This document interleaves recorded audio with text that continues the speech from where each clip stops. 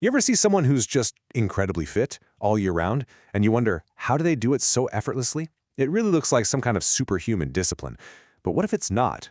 Today, we're going to unpack the mental models that let you replace that brute force willpower with smarter, more sustainable systems for building habits that actually stick. I mean, listen to this claim from our source material. Maintaining six-pack abs for over a decade, through holidays, vacations, birthdays, you name it. That sounds like a level of willpower most of us can only dream of, right? It just feels completely out of reach. But here is the big twist. What if the secret isn't about being stronger or just trying harder? What if it's about having a fundamentally better system for making choices? That's the core idea we're going to dive into right now. So here's our game plan. First, we're going to bust the willpower myth. Then, we'll look at what a better decision process actually looks like. From there, we'll get into 3 really powerful, practical models you can use: the pre-mortem, category decisions, and pre-commitment contracts. And finally, we'll talk about how you can put all of this into action. All right, let's jump right in with Section 1, the willpower myth. You know, we're all told that just gritting your teeth and pushing through is the key to success. But, as we're about to see, relying on willpower alone is usually a recipe for failure.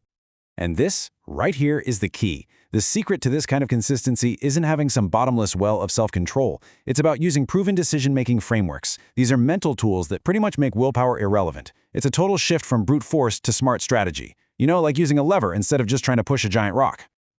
Which brings us to Section 2. This is where we shift from what not to do to what to do instead. It's all about building a better process. It's a complete mindset shift. You stop constantly battling your urges and start designing a life where those urges just don't have as much power.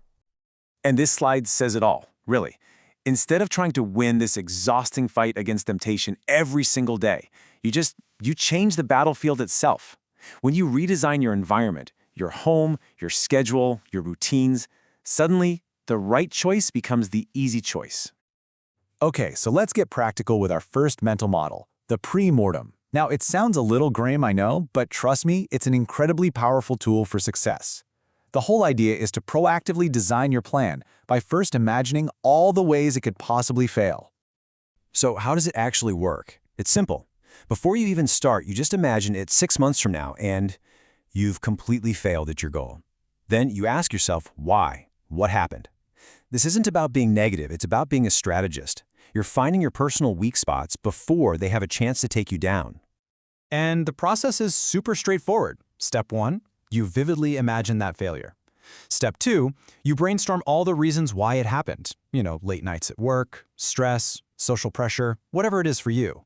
Then, with that list, you do steps 3 and 4.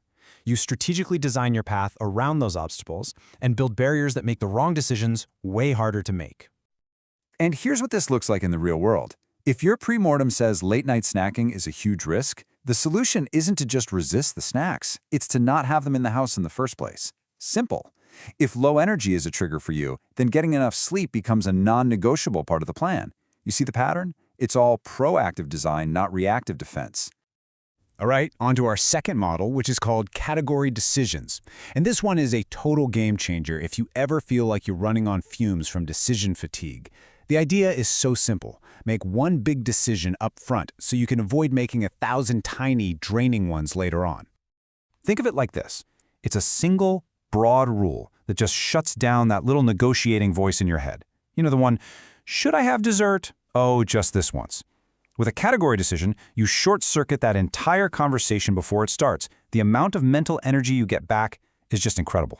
And the author's rule here is a perfect example. The category isn't no sugar or gluten, because those things are necessarily evil. It's because, as he points out, they're the key ingredients in most of the foods that trigger a willpower struggle for him. By creating this one simple category rule, the negotiation is over before it even begins. And just look at the contrast here.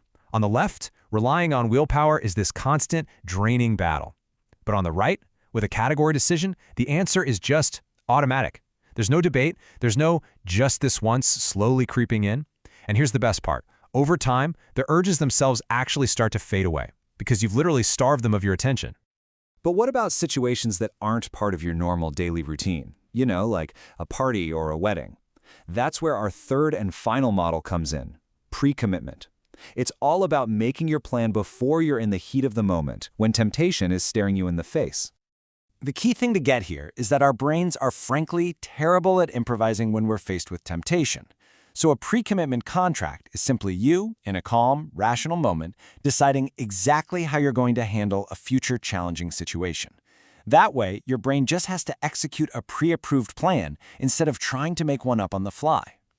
And here's exactly what that looks like. Before you even walk into the party, you make a contract with yourself. Okay, I'll have 2 drinks, then I'm switching to sparkling water. I'm going to skip the bread basket, and I'll let myself have 1 dessert. See? The decisions are already made. Your only job is to follow your own instructions. And like the source emphasizes, pre-decided behavior beats in-the-moment willpower every single time. And that brings us to our final section, your turn. So we've seen why just relying on willpower so often fails, and we've walked through 3 really powerful models to use instead. Now, let's bring it home and talk about how you can actually apply these to your own goals. This quote from the source is such a powerful reminder of what's at stake. It's not about luck, it's not about raw talent. The quality of your life is a direct reflection of the quality of your decisions. And the great news is, like we've just seen, having a better process for making those decisions is a skill. It's a skill that anyone can learn. So I'll leave you with this question from the source to really think about.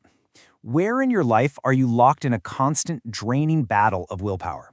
And which one of these models, the premortem, a category decision, or a pre-commitment contract, could you use to redesign that struggle into something that feels, well, truly effortless?